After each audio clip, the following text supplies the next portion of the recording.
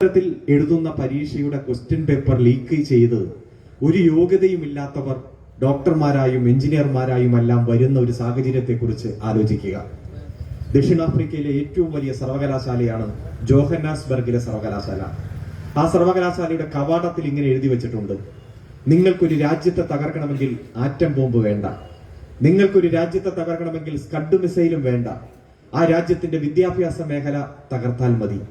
ഇത്തരത്തിൽ question paper leak out ചെയ്ത് തകർക്കപ്പെട്ട വിദ്യാഭ്യാസ മേഖലയിലൂടെ ഡോക്ടർമാരാകുന്നവരെ കൊണ്ട് ആ രാജ്യത്തിന്റെ ആരോഗ്യ മേഖല തകർന്ന് തരിപ്പണമായി മാറും.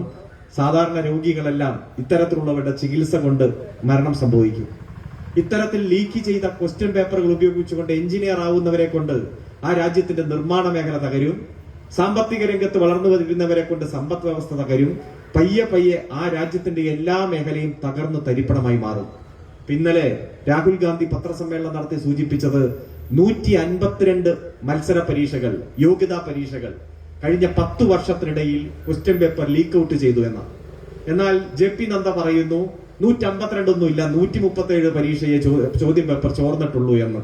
ഒന്ന് ആലോചിച്ച് നോക്കി, 10 വർഷത്തിനിടയിൽ എല്ലാ മത്സര പരീക്ഷയുടെ ചോദ്യ പേപ്പറും 5 ലക്ഷവും 10 ലക്ഷവും കൊടുത്താൽ വിപണിയിൽ കിട്ടുന്ന തരത്തിലേക്ക് മാറിയാൽ ഈ രാജ്യത്തിന്റെ വിദ്യാഭ്യാസ മേഖലയുടെ പോക്ക് എങ്ങോട്ടാണ്? അതുകൊണ്ട് ഈ രാജ്യത്തെ വിദ്യാർത്ഥികൾ ഒറ്റക്കെട്ടായി പറയുന്നു: ഞങ്ങൾക്ക് സമരസപ്പെടാൻ കഴിയില്ല, ഞങ്ങൾക്ക് ഒരിക്കലും അനുവദിക്കാൻ കഴിയില്ല. ഈ വിദ്യാഭ്യാസ രംഗത്തെ ഇത്തരത്തിലുള്ള കച്ചവടത്തെ ഞങ്ങൾ ഒറ്റക്കെട്ടായി ചെറുക്കുമെന്ന് പ്രഖ്യാപിച്ചുകൊണ്ട് രംഗത്തിറങ്ങി വരുന്ന ഒരു സാഹചര്യം നമ്മൾ കാണുകയാണ്. ഈ സമരത്തോട് സന്ധി ചേരുന്നത് യുവാക്കളാണ്. നിങ്ങൾക്കറിയോ, കഴിഞ്ഞ 10 വർഷത്തിനിടയിൽ UPSC വഴി നിയമനം കിട്ടുന്നവരുടെ എണ്ണം വളരെ ചെറിയ ശതമാനത്തിലേക്ക് താണു. ഈ കായംകുളം, ഈ പ്രദേശത്ത് സെൻട്രൽ ഗവൺമെന്റിന്റെ കീഴിൽ ജോലി ചെയ്തുകൊണ്ടിരുന്ന എത്ര പേർ ഒരു 20 കൊല്ലം മുമ്പ് ഉണ്ടായിരുന്നു? ഒരു 10 കൊല്ലം മുമ്പ് എത്ര പേരുണ്ടായിരുന്നു? ഇപ്പോഴെത്രയുണ്ട്? പ്രിയപ്പെട്ടവരെ, UPSC വഴി നിയമനം കിട്ടുന്നവരുടെ എണ്ണം ഏറ്റവും ചെറിയ ശതമാനത്തിലേക്ക് ഒതുങ്ങിയിരിക്കുകയാണ്. സമ്പൂർണമായ നിയമന നിരോധനം, തസ്തികകൾ വെട്ടിക്കുറക്കൽ, സെൻട്രൽ ഗവൺമെന്റിൽ നിന്ന് 60 വയസ്സിൽ റിട്ടയറായി വീട്ടിൽ യാത്രയപ്പൊക്കെ കൊടുത്ത് നമ്മൾ കൊണ്ടുപോയി വിട്ടാലും അവരെ തിരിച്ചു വിളിച്ച് ചെറിയ കരാർ ജോലി കൊടുക്കുമെന്നല്ലാതെ പുതിയൊരു നിയമനം ഒരു തരത്തിലും കേന്ദ്ര ഗവൺമെന്റുമായി ബന്ധപ്പെട്ടുകൊണ്ട് നടക്കുന്നില്ല. പിന്നെയുള്ള ഒരു പ്രതീക്ഷ പൊതുമേഖലയാണ്. നമുക്കറിയാം, ദേശസാൽക്കരണത്തിന്റെ ഭാഗമായി രാജ്യത്ത് ഗവൺമെന്റ് ഏറ്റെടുത്ത, ഈ രാജ്യം ഏറ്റെടുത്ത നിരവധി പൊതുമേഖലാ സ്ഥാപനങ്ങളുണ്ട്. അവസാനത്തെ 5 വർഷം കൊണ്ട് 195,000 കോടി രൂപയുടെ പൊതുമേഖലാ സ്ഥാപനങ്ങളാണ് ഈ രാജ്യത്ത് വിറ്റഴിച്ചത്. Doing business is not a duty of the government. സംരംഭങ്ങൾ, വ്യവസായങ്ങൾ നടത്തുക എന്നുള്ളത് ഗവൺമെന്റിന്റെ ഡ്യൂട്ടി അല്ലെന്ന് പ്രഖ്യാപിച്ചുകൊണ്ട് അതിനുവേണ്ടി പ്രത്യേക വകുപ്പ്, മന്ത്രി ഒക്കെ വച്ചുകൊണ്ട് വിറ്റഴിച്ചുകൊണ്ടിരിക്കുകയാണ്. BPCL, BSNL, LIC ഒക്കെ വെറും 5 കോടി രൂപ മുതൽ മുടക്കിൽ ആരംഭിച്ച് ഇന്ന് ലോകത്തിലെ തന്നെ ഏറ്റവും വലിയ പൊതുമേഖലാ സ്ഥാപനമാണ്. വിറ്റഴിക്കുന്നു, കട്ട് ചെയ്ത് വിറ്റുകൊണ്ടിരിക്കുകയാണ്. റെയിൽവേ, പ്രിയപ്പെട്ടവരെ, റെയിൽവേ ലോകത്തിലെ ഏറ്റവും വലിയ പൊതുമേഖലാ സ്ഥാപനങ്ങളിൽ ഒന്നല്ലേ? 1991 ആഗോളവൽക്കരണ നയങ്ങൾ നടപ്പാക്കുന്ന വർഷം റെയിൽവേയിലുള്ള ജീവനക്കാരുടെ എണ്ണം 23 ലക്ഷമാണ്. റെയിൽവേ ഇപ്പോ കൂടുതൽ വളർന്നു പന്തലിച്ച് വിപുലമായി വരുമ്പോഴും റെയിൽവേയിലെ ജീവനക്കാരുടെ എണ്ണം ഏകദേശം 15 ലക്ഷത്തിൽ താഴെയായിട്ട് കുറഞ്ഞു. എല്ലായിടത്തും പിൻവാതിൽ നിയമനങ്ങളാണ്, കരാർ ജോലി മാത്രമാണുള്ളത്. നന്നായി പഠിച്ച് പരീക്ഷ എഴുതി റാങ്ക് ലിസ്റ്റിൽ പേര് വന്ന് ഒരു ജോലി എന്ന സ്വപ്നത്തിന് വേണ്ടി കാത്തിരിക്കുന്ന, വിദ്യാഭ്യാസ ലോൺ എടുത്ത് സ്വന്തം വീട് വരെ പണയം വെച്ച് തനിക്ക് ജോലി കിട്ടുമെന്നും അപ്പോൾ ശമ്പളം കിട്ടുമെന്നും അങ്ങനെ വരുമ്പോ ആ ലോൺ അടച്ചു തീർക്കാമെന്നും തന്റെ മാതാപിതാക്കളെ പൊന്നുപോലെ നോക്കാമെന്നും വിചാരിച്ച് കാത്തിരിക്കുന്ന 10,000-കണക്കിന് ലക്ഷക്കണക്കിന് യുവജനങ്ങളുടെ നേരെ നോക്കിയിട്ടാണ് അവിടെ വിദ്യാഭ്യാസ തൊഴിൽ സ്വപ്നങ്ങളെ തകർക്കുന്ന ഗവൺമെന്റ് അട്ടഹസിച്ച് ചിരിക്കുന്ന കാഴ്ച നാം കാണുന്നത്. പിന്നെ ആകെ പ്രതീക്ഷയുള്ളത് സ്വകാര്യ മേഖലയിലായിരുന്നു. പ്രിയപ്പെട്ടവരെ, സ്വകാര്യ മേഖലയിലാണ് ഇപ്പൊ 29 ട്രേഡ് യൂണിയൻ നിയമങ്ങളെ 4 കോഡുകളാക്കി മാറ്റി. ഇനി സ്ഥിരം തൊഴിലില്ല. അതോടൊപ്പം തന്നെ 15 ദിവസം നോട്ടീസ് കൊടുത്താൽ ഏത് സ്ഥിരം തൊഴിലാളിയെയും പിരിച്ചുവിടാം. ഞാൻ വരുന്നത് എറണാകുളത്ത് നിന്നാണല്ലോ. ഒരാഴ്ച മുമ്പ് അവിടെ കോറോ ഹെൽത്ത് എന്ന് പറയുന്ന ഒരു കമ്പനി ഉണ്ടായിരുന്നു. ആ കമ്പനിയിൽ രാവിലെ കുളിച്ച് റെഡിയായി 7 മണിക്ക് ജോലിക്ക് കയറാൻ ധൃതി പിടിച്ചു വരുന്ന ജീവനക്കാരോട് ആ സെക്യൂരിറ്റി പറയുകയാണ്, ജോലിക്ക് കയറുന്നതിന് മുമ്പ് അവിടെ ഒരു നോട്ടീസ് ഇട്ടിട്ടുണ്ട്, ഒന്ന് നോക്കണം. ഓടിച്ചെന്ന് നോട്ടീസ് നോക്കുമ്പോൾ 800 തൊഴിലാളികളെ പിരിച്ചുവിട്ടിരിക്കുന്നു. അവരോട് പറയാണ്, നിങ്ങളുടെ ഐഡന്റിറ്റി കാർഡ് അവിടെ നിന്ന് സ്കാൻ ചെയ്യണം. സ്കാൻ ചെയ്ത് കഴിഞ്ഞാൽ ടെർമിനേഷൻ ഓർഡർ തന്നെ വരികയാണ്. ഒന്ന് ആലോചിച്ച് നോക്കിയേ, ഒരു സുപ്രഭാതത്തിൽ വലിയ പ്രതീക്ഷയോടെ ജോലിക്ക് വരുന്ന 800 പേരെ പിരിച്ചുവിടാൻ പാകത്തിന് എങ്ങനെ ഇത്തരം കമ്പനികൾക്ക് ധൈര്യം വന്നു? പിറ്റേ ദിവസം തന്നെ 300 തൊഴിലാളികളുള്ള മറ്റൊരു കമ്പനിയും മുഴുവൻ ആളുകളെയും പിരിച്ചുവിട്ടു. കാരണം ലേബർ കോഡ് നടപ്പാക്കി ഈ രാജ്യത്തെ ഏറ്റവും സാധാരണക്കാരായ തൊഴിലാളികളുടെ എല്ലാ തൊഴിൽ സ്വപ്നങ്ങളെയും സ്ഥിരം തൊഴിലിനെയും തകർത്ത് തരിപ്പണമാക്കി മുന്നോട്ട് പോകുന്നു. ഈ അവസരത്തിലാണ് രാജ്യത്തെ യുവാക്കൾ പറയുന്നത്, വിദ്യാർത്ഥികൾ പരീക്ഷാ ചോദ്യപേപ്പർ ലീക്ക് ചെയ്തതുമായി ബന്ധപ്പെട്ടുകൊണ്ട് ഉയർത്തിയ ആശങ്കകൾക്ക് ഞങ്ങളും പിന്തുണയുണ്ട്, ഞങ്ങളും നിങ്ങളോടൊപ്പമാണ്. രാത്രികളെ പകലാക്കി മാറ്റി 10,000-കണക്കിന് യുവജനങ്ങൾ, വിദ്യാർത്ഥികൾ ഡൽഹി കേന്ദ്രീകരിച്ചുകൊണ്ട് ഉജ്ജ്വലമായിട്ടുള്ള സമരത്തിന് നേതൃത്വം കൊടുത്തത്. ഏറ്റവും ആദ്യം അവിടെ ഓടിയെത്തിയത് SFI ആണ്. അതിനുശേഷം CPM-ന്റെ അഖിലേന്ത്യാ നേതാക്കന്മാരെത്തി, ജോൺ ബ്രിട്ടാസ്, റഹീം അടക്കമുള്ള MP-മാരെത്തി. അവരോട് പറഞ്ഞു, രാഷ്ട്രീയപരമായിട്ടുള്ള എതിർപ്പുകൾ ഞങ്ങളും നിങ്ങളും തമ്മിലുണ്ടാകാം, പക്ഷേ നിങ്ങൾ ഉയർത്തുന്ന പ്രശ്നം അതുതന്നെയാണ് ഗൗരവമായ പ്രശ്നം, അതുകൊണ്ട് ഞങ്ങൾ നിങ്ങളോടൊപ്പമുണ്ട് എന്ന് പറഞ്ഞു. 22 ദിവസം നീണ്ടുനിന്ന നിരാഹാരം, ആ നിരാഹാരത്തിന് നേതൃത്വം കൊടുത്ത സോനം ചുക്വാക്കിനെയെല്ലാം അറസ്റ്റ് ചെയ്ത് കൊണ്ടുപോകുന്ന സാഹചര്യമുണ്ടായി. പ്രിയപ്പെട്ടവരെ, അവരൊരു ആയുധവും പിടിച്ചുകൊണ്ടല്ല സമരം നടത്തിയത്, അവർ ഭരണഘടന കയ്യിൽ പിടിച്ചിട്ടാണ് സമരം നടത്തിയത്. അവിടെയാണ് ഇലക്ട്രിക് ലാത്തിയും ജലപീരങ്കിയും തോക്കുകളും ഗ്രനേഡുകളും മറ്റു മാരകായുധങ്ങളുമായി ഡൽഹി പോലീസും ദ്രുതകർമ്മസേനയും അതിർത്തി രക്ഷാസേന ഉപയോഗിക്കുന്ന ആയുധങ്ങളുമായി പട്ടാളവും അണിനിരന്നത്. എന്തിനു വേണ്ടിയിട്ടാ? ക്രൂരമായ മർദ്ദനം കണ്ടില്ലേ? പെൺകുട്ടികളടക്കമുള്ളവരെ ഏറ്റവും ദാരുണമായിട്ടാണ് ആക്രമിച്ചത്. ഇപ്പോൾ ഒരു പെൺകുട്ടി രണ്ട് കണ്ണിന്റെയും കാഴ്ച നഷ്ടപ്പെട്ട് അവിടെ ഒരു ഹോസ്പിറ്റലിൽ ICU-ൽ കിടക്കുകയാണ്. മറ്റു കുട്ടികളോ കൈയടിഞ്ഞ് കാലൊടിഞ്ഞ് തല തല്ലിപ്പൊളിക്കപ്പെട്ട് വലിയ ലാത്തിയുടെ അറ്റത്ത് കൃത്യമായി ഇരുമ്പാണി കൃത്യമായി ഫിറ്റ് ചെയ്ത് ഓരോ തലയ്ക്കും അടിക്കുകയാണ്. ഒരു സമരത്തിൽ പങ്കെടുത്ത ഒരു വിദ്യാർത്ഥിയുടെ ഷർട്ട് ഊരിയപ്പോ ശരീരത്തിൽ മുഴുവൻ കറുത്ത കുത്തുകളാണ്, ആണി കുത്തിക്കേറിയ ആ പരിക്കുകളുടെ പാടാണ്.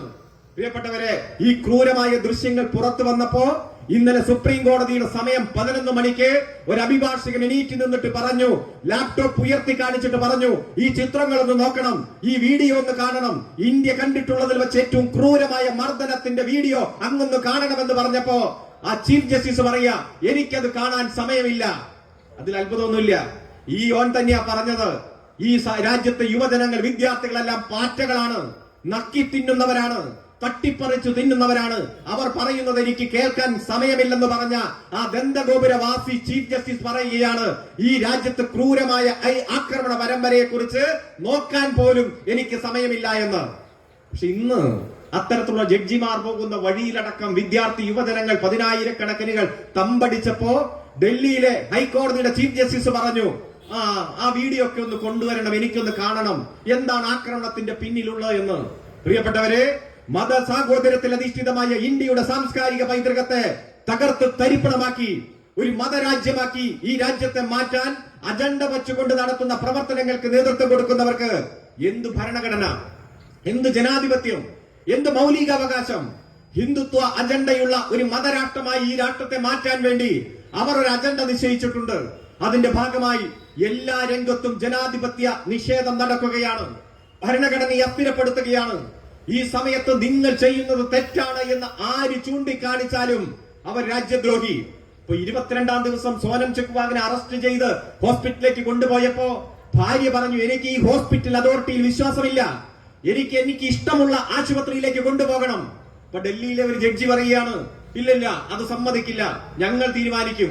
ഒന്ന് ആലോചിച്ച് നോക്കിയേ, ജനാധിപത്യത്തിന്റെ അപ്പോസ്തലൻ എന്ന് വിശേഷിപ്പിക്കപ്പെടുന്ന ആ ഭരണാധികാരികൾ പറയുകയാ, ഒരു രോഗിക്ക് ഏത് ആശുപത്രി പോലും തെരഞ്ഞെടുക്കാൻ അധികാരമില്ല എന്ന രൂപത്തിലേക്ക് ഞങ്ങൾ ചികിത്സിക്കുമെന്ന്. പക്ഷെ ഇന്നലെ അത് ഡിവിഷൻ ബെഞ്ച് തിരുത്തുന്ന സാഹചര്യം ഉണ്ടായി. പ്രിയപ്പെട്ടവരെ, എല്ലാ രംഗത്തും ജനാധിപത്യ നിഷേധത്തിന്റെ കറുത്ത ഭൂതകാലത്തിലേക്ക് ഈ രാജ്യം അങ്ങനെ അടിഞ്ഞു പോകുന്ന കാഴ്ച നമ്മൾ കണ്ടുകൊണ്ടിരിക്കുകയാണ്.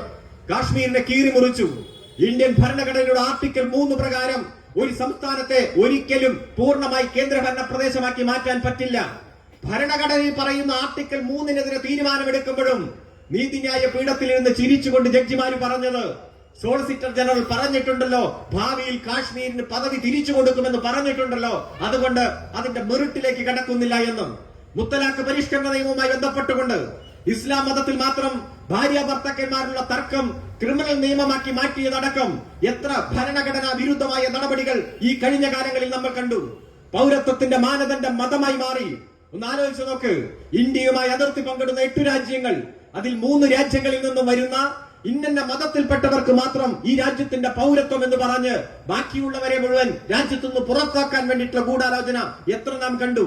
മണിപ്പൂർ അടക്കം എടുത്തു നോക്കിയാൽ എത്രയോ വർഗീയ കലാപങ്ങൾ, ജാതിയുടെ, മതത്തിന്റെ, ഭാഷയുടെ, വേഷവിധാനത്തിന്റെ, അഭിപ്രായ സ്വാതന്ത്ര്യത്തിന്റെ പേരിൽ എത്രയോ പേരെയാണ് കൊന്നൊടുക്കിയത്.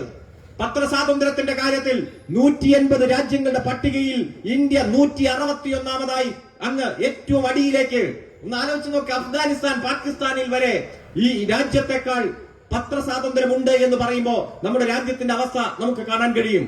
എത്രയോ പേരെയാണ് അഭിപ്രായം പറഞ്ഞതിന്റെ പേരിൽ കള്ളക്കേസിൽ കുടുക്കി ജയിലിലിട്ടത്.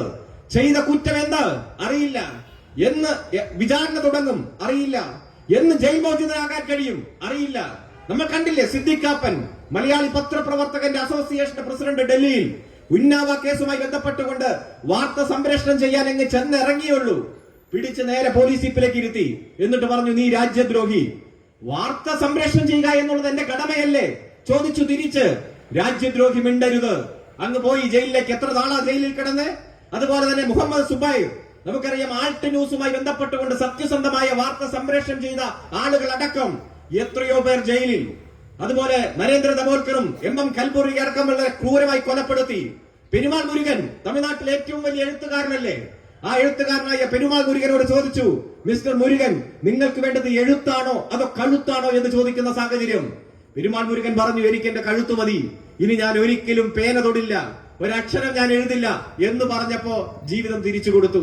അങ്ങനെ സമാനമായ എത്രയോ സാഹചര്യങ്ങൾ ഈ രാജ്യത്ത് നമ്മൾ കാണുകയാണ്. ബുൾഡോസർ രാജിന്റെ പേരിൽ പ്രതിഷേധ സമരത്തിൽ പങ്കെടുക്കുന്നവരെ ക്രൂരമായി അവരുടെ വീടുകൾ വരെ തച്ചു തകർത്തു. നിങ്ങൾക്ക് ഓർമ്മയില്ലേ? ആ ബുൾഡോസറിന്റെ കപ്പിലേക്ക് കയറി നിന്ന് നിർത്ത് നിന്റെ ബുൾഡോസർ എന്ന് പറഞ്ഞ നേതാവ് സഖാവ് വൃന്ദ കാരാട്ട് സുപ്രീം കോടതിയിൽ പോയി നിയമ പോരാട്ടം നടത്തി. എന്നിട്ടോ ബുൾഡോസർ രാജ്യത്താകമാനം നിരോധിച്ചു. ബിൽക്കീസ് ബാനു അടക്കമുള്ള കേസുകൾ, അതിലെ പ്രതികളെ രക്ഷിച്ചു വിടുമ്പോ സുപ്രീം കോടതിയിൽ പോയി നിയമ പോരാട്ടം നടത്തി. 21 പേർ ചേർന്ന് ബലാത്സംഗം ചെയ്ത പിഞ്ചു പൈതലിന് തൊട്ട് മുമ്പിൽ വെച്ച് കരിങ്കല്ലടിച്ച് കൊല്ല ചെയ്യപ്പെട്ട സാഹചര്യമടക്കം നേരിക്കാണേണ്ടി വന്ന ആ ബിൽക്കീസ് ബാനുവിന്റെ കേസിലെ പ്രതികളെ പോലും മോചിപ്പിച്ചു വിടുന്ന സാഹചര്യം നമ്മൾ കണ്ടു. സുഭാഷിണി അലി സുപ്രീം കോടതിയിൽ പോയി നിയമ പോരാട്ടം നടത്തി, മുഴുവൻ പ്രതികളെയും തിരിച്ചു കയറ്റി. അതുപോലെ തന്നെ ഇലക്ട്രൽ ബോണ്ടുമായി ബന്ധപ്പെട്ടുകൊണ്ട് രാഷ്ട്രീയ പാർട്ടികൾക്ക് കോടികൾ സമ്പാദിക്കാനുള്ള അവസരം ഉണ്ടാകുമ്പോഴും നയാ പൈസ ഇലക്ട്രൽ ബോണ്ട് വേണ്ട എന്ന് പറഞ്ഞുകൊണ്ട് സുപ്രീം കോടതിയിൽ പോയി നിയമ പോരാട്ടം നടത്തി ഇലക്ട്രൽ ബോണ്ട് നിരോധിക്കുന്ന സാഹചര്യം നമ്മൾ ഇടതുപക്ഷത്തിന്റെ നേതൃത്വത്തിൽ. ഞാനിത് സൂചിപ്പിക്കുമ്പോൾ ഈ രാജ്യത്ത് ഏത് ചലനങ്ങൾ ഉണ്ടാകുമ്പോഴും, ജനവിരുദ്ധ നയങ്ങൾ നടക്കുമ്പോഴും, ഭരണഘടനാ വിരുദ്ധമായ പ്രവൃത്തി നടക്കുമ്പോഴും പ്രതിഷേധത്തിന്റെ പുതിയ തലങ്ങൾ ഉയർത്തുന്നത് ഇടതുപക്ഷമാണ്. ഒരു ഭാഗത്ത് CPM ഉണ്ട്. ഇപ്പോൾ പാർലമെന്റിൽ നടക്കുന്ന ചർച്ച, തീതുപ്പുന്ന ചർച്ചകൾ ഓരോ സോഷ്യൽ മീഡിയ റിപ്പോർട്ട് ചെയ്യുമ്പോഴും ഒന്നെങ്കിൽ ജോൺ ബ്രിട്ടാസ് ഉണ്ടാകും, മറ്റിടതുപക്ഷത്തിന്റെ നേതാക്കന്മാരുണ്ടാകും. ഡൽഹിയിൽ നടക്കുന്ന സമരം, കർഷകരുടെ സമരം, തൊഴിലാളികളുടെ സമരം, വിദ്യാർത്ഥികളുടെ സമരം, ലോങ് മാർച്ച് അടക്കമുള്ള സമരങ്ങൾ എടുത്തു നോക്ക്. പാറിപ്പറക്കുന്നത് ചെങ്കൊടിയും അവിടെ ചർച്ച ചെയ്യപ്പെടുന്നത് ഇടതുപക്ഷം അതിശക്തമായി ആ സമര പോരാട്ടങ്ങളിൽ ഇടപെട്ടുകൊണ്ട് നടത്തുന്ന പോരാട്ടവുമാണ് എന്ന് നമുക്ക് കാണാൻ കഴിയും. അതുകൊണ്ട് തന്നെ ആദ്യത്തെ 22 ദിവസം കോൺഗ്രസിന്റെ ഒരു നേതാക്കന്മാർ പോലും ഈ വിദ്യാർത്ഥി സമരത്തെ കണ്ടതായി നടിച്ചില്ല. രാഹുൽ ഗാന്ധി വിദേശത്ത് എവിടെയോ ടൂറിലായിരുന്നു. ഒരൊറ്റ കോൺഗ്രസ് MP പോലും ഒരു സോഷ്യൽ മീഡിയ പോസ്റ്റ് പോലും ഈ സമരത്തിന് അനുകൂലമായിട്ടില്ല. എന്നാൽ ഈ സമരം ജനഹൃദയങ്ങളിൽ ഇടം പിടിച്ചിരിക്കുന്നു എന്ന് ബോധ്യപ്പെട്ടപ്പോഴാണ് മിനിങ്ങാന്ന് ഉച്ചയ്ക്ക് ശേഷം രാഹുൽ ഗാന്ധി ആ സമരപ്പന്തലിലേക്ക് വരുന്നത്. നമ്മൾക്കത് സന്തോഷമേ ഉള്ളൂ. അവർ മാറി നിൽക്കണമെന്ന് നമ്മൾ ആഗ്രഹിക്കുന്നില്ല. പക്ഷെ ഇടക്കിട്ടേച്ചു പോകരുത്.